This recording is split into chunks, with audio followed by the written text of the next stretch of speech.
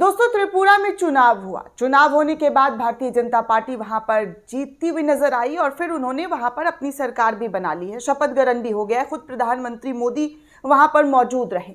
लेकिन उससे पहले दोस्तों आपको बता दें कि जैसे ही ये रिजल्ट आया उसके बाद किस तरीके की खबरें त्रिपुरा इन्फो पेज से शेयर किया गया। हमने आपको वो तमाम खबरें दिखाई कि कैसे त्रिपुरा में जो है हिंसा बढ़ गई, कैसे जो है वहां की क्षेत्रीय पार्टियों पर हमला हुआ, घरों पर आग के हवाले जो है घरों को दे दिया गया, कांग्रेस कार्यकर्ताओं के घर पर लूटपाट हुआ, बॉम्ब ब्लास्ट हुआ। ऐसी तमाम खबरें त्रिपुरा इन्फो पेज के जरिए जो है शेयर किया गया और बताया गया कि त्रिपुरा में जो है किस तरीके से हिंसा जो है जीतने के बाद और ज्यादा बढ़ गई है। लेकिन तमाम पोर्टल, तमाम न्यूज चैनल पर इस खबर को जगह नहीं दी गई। इस खबर के बारे में कोई जानकारी नहीं दी गई कि त्रिपुरा में इस कदर हिंसा मचा हुआ है। बम फूटने की भी खबर त्रिपुरा से आई थी दोस्तों। लेकिन कुछ दिनों बाद त्रिपुरा पुलिस की तरफ से एक स्टेटमेंट आया और कहा गया कि त्रिपुरा में कोई हिंसा नहीं हुई है, झूठी खबरें फैलाई जा रही है, सब कुछ झूठ है, ऐसा यहाँ पर कोई हिंसा, कोई वारदात, कोई घटना नहीं हुआ है।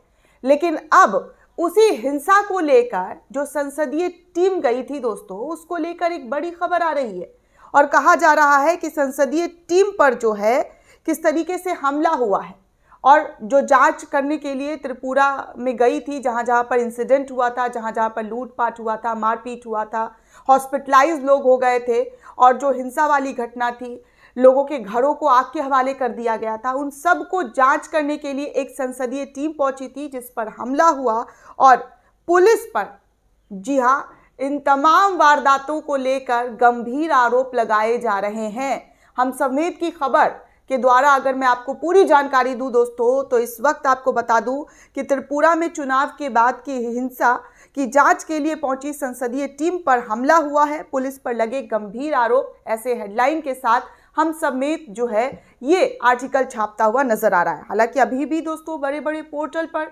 इस खबर के बारे में कोई जानकारी नहीं दी गई है। जो बड़े बड़े चैनल हैं, त्रिपुरा हिंसा से लेकर आप तमाम चैनल को खंगाल लीजिए, एक भी खबर त्रिपुरा को लेकर नहीं बताई जा रही है, नहीं दिखाई जा रही है कि चुनाव होने के बावजूद भी वहां पर हिंसा किस तरीके से भड़क गया, कैसे वहां पर जो है इतने इतने वीडियो त्रिपुरा इन्फो पेज की तरफ से शेयर करके जानकारी साझा की गई। लेकिन इस पर कोई चर्चा नहीं, सिर्फ चर्चा हुई तो जीत के जश्न पर। पूर्वोत्तर ने उत्तर दिया, इस तरीके के हेडलाइन लगाकर खबरों को प्रचारित किया गया। लेकिन अब जो खबर सामने आ रही है वो बेहद चौंका देने वाली है। दरअसल दोस्तों, भाजपा शासित त्रिपुरा में चुनाव के बाद हिंसा की घटना सामने आई और इस हिंसा की जांच के लिए विपक्षी दलों की फैक्ट फाइंडिंग कमेटी गठित की गई, जो कि शुक्रवार को अगरतला पहुंची थी और इस टीम पर भाजपा समर्थकों द्वारा हमले की खबर जो है वो सामने आई है।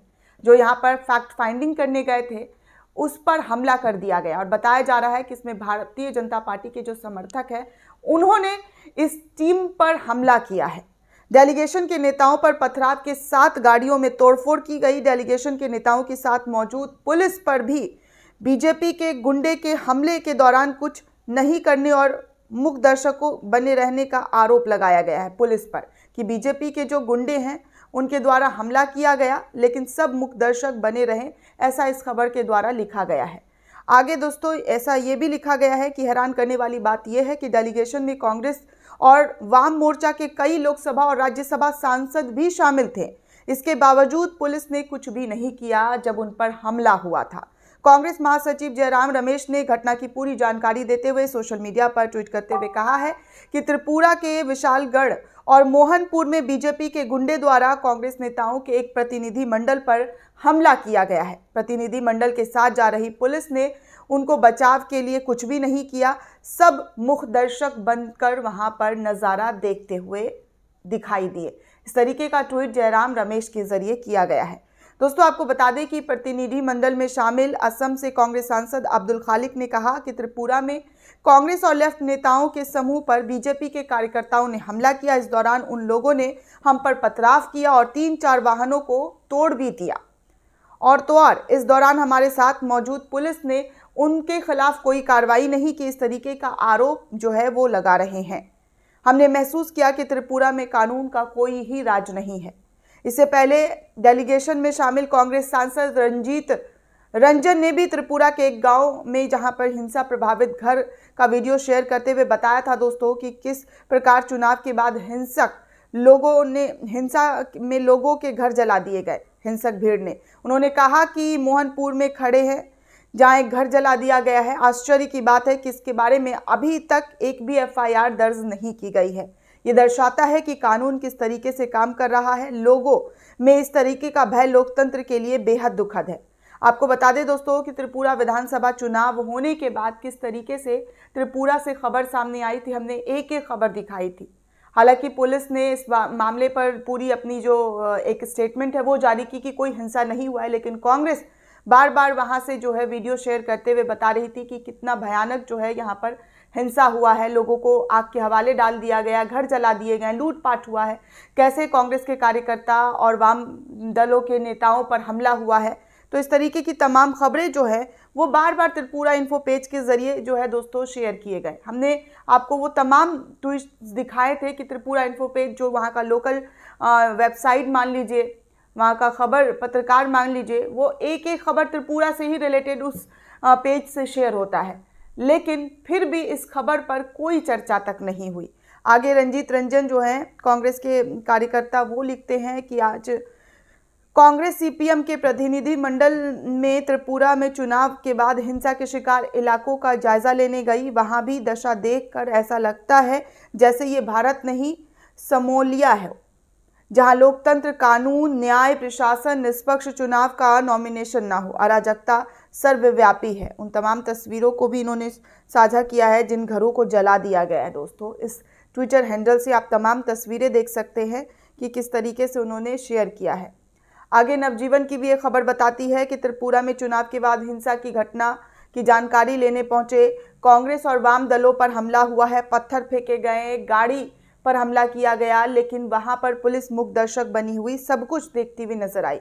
अमर उजाला की भी इस तरीके की हेडलाइन है कि कैसे जो है कांग्रेसों के डेलीगेशन पर जो जांच पड़ताल करने पहुंची थी उन गाड़ियों पर हमला किया गया, लेकिन पुलिस वालों ने कुछ नहीं किया है। अब आप सोचिए दोस्तों कि एक लोकतांत्रिक देश से इस तरीके की तस्वीर सामने आए और ऐसे आरोप लगे कि पुलिस प्रशासन, जिसको सदैव लोगों की सुरक्षा के लिए जाना जाता है कि वो लोगों की सुरक्षा करती है, लोगों को हमले से बचाती है, खतरे से बचाती है। अगर कहीं कुछ अपराध हो रहा है, हिंसा हो रहा है, तो सबसे पहले लोग पुलिस को फोन मिलाते हैं कि पुलिस उन्हें बचाने आएगी।